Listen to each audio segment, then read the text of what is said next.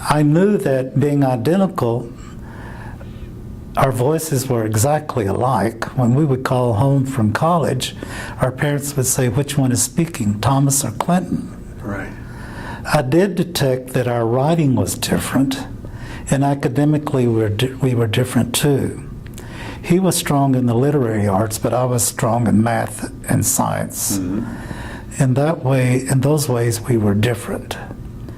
Since we both went to state institutions the first semester, the finals were during the same week. And my brother was always very weak in math, especially algebra.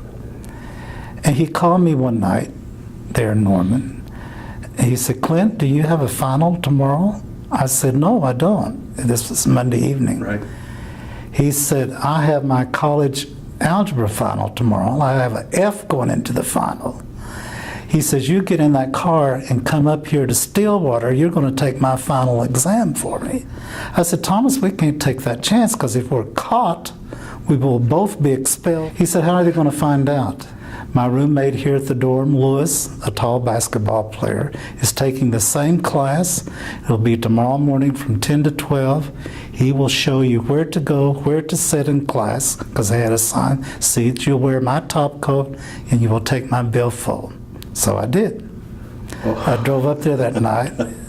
They smuggled me into the dormitory. They didn't want anybody to see me. And went to the class the next morning. And of course, I was versed what the instructor's name was. His name was Mr. Kincaid, which I shall never forget. And I made one mistake, Scott. The class was over, was 10 to 12, 2-hour final exam. And it would count 50% of the grade.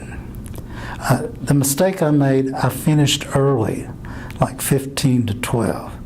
And I went up there to turn it into Mr. Kincaid, and he looked at me, he said, Thomas, what's the matter? Did you give up? I thought, oh my goodness. I should have thought he was usually probably the last one to turn in his test. Right.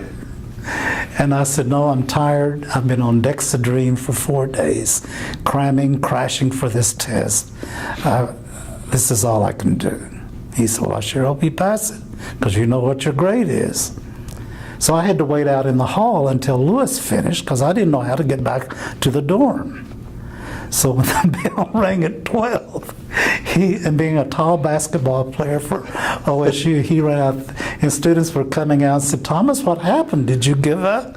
And he ran by me and grabbed me by the collar and said, Risner, let's get back to the dorms immediately.